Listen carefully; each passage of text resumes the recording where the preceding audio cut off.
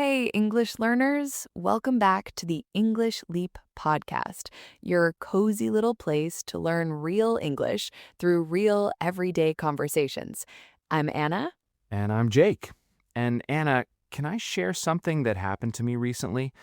Something that honestly surprised me. Of course, tell us. Last week, I was on a long train journey. No book, no notebook, no grammar exercises. I just put my headphones in and listened to English, podcasts, conversations, a short audio story for about 2 hours. And when I arrived, something felt different. My brain felt open, warm, ready, like a room that had just been aired out. That is a beautiful way to describe it. And then that evening, I spoke to a native English speaker, and words came out of me more easily than usual. Sentences that I didn't plan, phrases I didn't rehearse. They just came. And I thought, what did I do differently today? The only thing was I listened for 2 hours without stopping. And that is exactly our topic today, the power of listening more. Why listening is not just one part of learning English, it is the foundation of everything. Speaking, confidence, fluency, natural expression, it all begins in the ears. And today we are going to explore why through real stories, real science, real honesty. So if you have ever wondered, why can't I speak even though I study so much? Stay with us. Today's episode might change everything. Jake, let me ask you something. When you were a small child learning your first language, did anyone give you a grammar book? I was 3. I could barely hold a spoon. Exactly. No grammar book, no vocabulary list, no test. But you learned to speak perfectly. Your accent was perfect, your sentences were natural, you knew exactly when to use which word. How? I listened. You listened. For years, before you said your first sentence, your ears had already absorbed thousands of hours of language, voices, rhythms, sounds, patterns, all going quietly into your brain, building a foundation so deep that when the words finally came out, they came out naturally, without effort. So the speaking was not the beginning. The listening was the beginning. Always. Listening is always the beginning. And here is something important I want every learner to understand. When you listen to English, your brain is not passive. It is not resting. It is working incredibly hard. It is recognizing sounds, building connections between words and meanings, learning rhythm, learning music, learning which words live next to each other. So even when I feel like I'm just relaxing, just listening to a podcast on the sofa, my brain is actually in a language classroom. One of the best classrooms it will ever be in, because it is learning from real language, not from exercises, from the living, breathing sound of English in use. Anna, can I share 3 short stories that helped me really understand why listening is so powerful? Please, I love stories. Story 1, a musician. Imagine someone who wants to learn jazz piano. They sit at the piano on day 1 and try to play. But they have never really listened to jazz. They don't know how it sounds, how it moves, where the pauses are, where the surprises come. What happens? The notes might be correct, but the music won't feel right. Exactly, because music is not just notes on a page. It is feeling, it is pattern, it is sound absorbed over time. Every great jazz musician listened for thousands of hours before they played their first beautiful note. They filled themselves with the music until the music had no choice but to come out. And English is exactly the same. It is not just words on a page. It is rhythm, it is feeling, it is pattern. And you absorb those things through your ears, not through grammar rules. Story 2. A chef. Imagine a young chef who wants to learn to cook a dish from a completely different culture, a dish with flavors they have never tasted before. They read the recipe, they understand the steps, but the dish never tastes quite right. Something is always missing. What is missing? The taste, the experience, the thousands of times they needed to taste that cuisine before their own hands could recreate it. Because cooking is not reading. Cooking is tasting, absorbing, feeling with your mouth.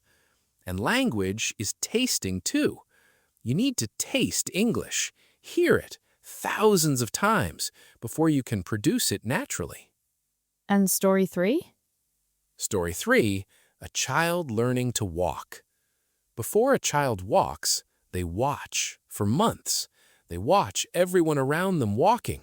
Their brain is quietly calculating balance, weight, rhythm, movement. They don't study walking, they observe it.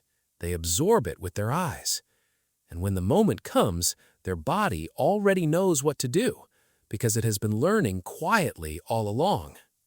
3 stories, 1 message. Jazz musician, chef, walking child. They all absorbed before they produced. They all listened or tasted or watched before they created. And English is no different. Listen first, deeply, patiently, and the speaking will come, not because you forced it, but because it was ready. Now, Jake, let's talk about how to listen, because not all listening is equal. There are 3 things that make your listening powerfully effective, not just background noise. 3 secrets. I'm ready. Secret 1, listen with your whole body, not just your ears. When you listen to English, don't just hear the words, feel the rhythm. Notice the pauses. Hear where the speaker's voice goes up and where it comes down. Notice which words they stress, which ones they rush through. English has a music to it, and when you listen for the music, not just the meaning, your brain absorbs the language at a much deeper level. So instead of just thinking, what does this mean, I should also think, how does this sound? Yes, the how matters as much as the what, because when you speak, you are not just producing words, you are producing music, and you can only produce music if you have deeply listened to it first. Secret 2? Secret 2, listen a little above your level. Many learners make the mistake of only listening to very easy English they understand completely. And while that is comfortable, comfort does not always mean growth. So I should listen to things that challenge me a little? A little. Not so hard that you understand nothing, but hard enough that you have to reach slightly, like stretching a muscle. If you never stretch, the muscle stays the same. If you stretch a little, it grows stronger. Listen to English that is slightly above where you are right now, and let your brain do the stretching. And secret 3? Secret 3, and this is the one most learners struggle with. Let go of understanding every word. When a word you don't know appears, don't stop. Don't reach for the dictionary. Keep listening. Let the sentence continue. Often, the meaning becomes clear from what comes after.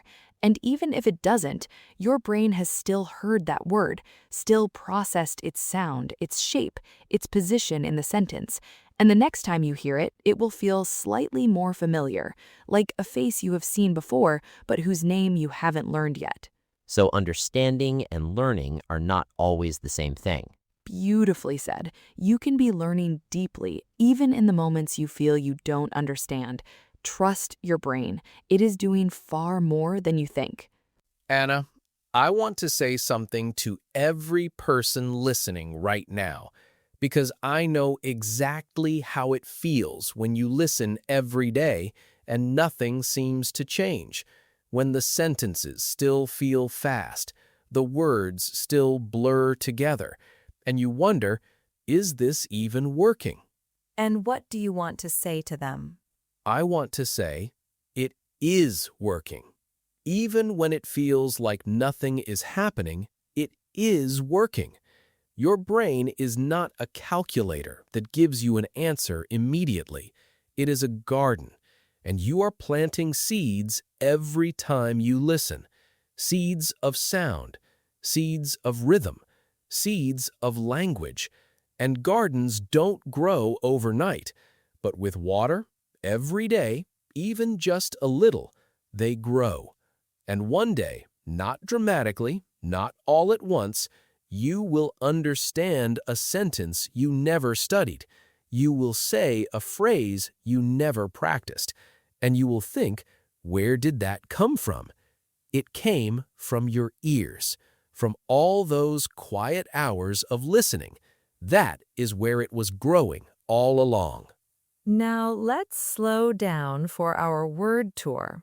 4 words from today that every listener should carry with them. And as always, say every word out loud with us, right now. Don't just read along. Let the sounds go into your ears and come out of your mouth. That is listening and speaking happening at the same time. Absorb means to take something in deeply so that it becomes part of you, like a sponge absorbing water. Say it slowly. Absorb. Absorb. Easiest sentence. I want to absorb English naturally through listening. You can also say, she absorbed the language without even trying, or give your brain time to absorb what it hears. Instead of saying, I want to learn English deeply and naturally, say, I want to absorb English.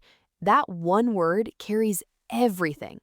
Rhythm means the regular pattern of sounds, how language flows, rises, falls, and pauses. Say it slowly. Rhythm. Rhythm. Easiest sentence. Every language has its own rhythm. You can also say, I am learning to feel the rhythm of English, or she speaks with a beautiful natural rhythm. Instead of saying the way English sounds and flows, say the rhythm of English. When you use this word, you sound like someone who understands language at a deep level, because you do.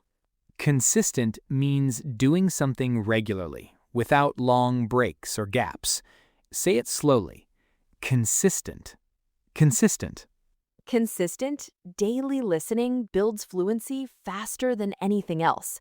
You can also say, I want to be more consistent with my English practice, or she made consistent progress because she listened every single day. The noun is consistency. Consistency is the secret behind every fluent speaker. Instead of saying, I do this every day without stopping, say, I am consistent with my practice. Mature, honest, powerful. Foundation means the base, the deep, strong beginning that everything else is built on. Say it slowly. Foundation. Foundation. Easiest sentence: listening is the foundation of all English fluency. You can also say, without a strong foundation, speaking feels unstable, or she built her English on a solid foundation of listening. Instead of saying, listening is the most basic and important thing, say, listening is the foundation. One word that says, this is where everything begins. And now you know, it truly is. So today we talked about something that every English learner needs to hear, the power of listening more. Listening is not the passive part of learning English. It is the most active thing your brain does. It is where fluency is born, where confidence grows, where natural expression begins. 3 stories, the jazz musician, the chef, the walking child, all of them absorbed before they produced. All of them listened deeply before they spoke. And 3 secrets. Listen with your whole body. Hear the music, not just the meaning. Listen a little above your level. Let your brain stretch. And let go of every word. Trust your brain to do its quiet work. And remember, you are already doing it. Right now, in this moment, you are listening to English. Your brain is absorbing. Your foundation is being built. Even if you cannot feel it, the seed is growing. Now here's your question for the comments today. What will you listen to in English this week? A podcast, a song, a TV show, an audiobook? Write it in the comments. Just one thing, one small listening goal for this week. We read every single comment. And if today's episode made you feel that listening is more powerful than you thought, share it with one English learner who needs to hear this. Because sometimes the most important lesson is the simplest one. Listen more. Everything else follows. This is Anna. And this is Jake. And you have been listening to the English Leap podcast. Put your headphones in today. Press play on something in English and trust your ears. They know what to do. Bye.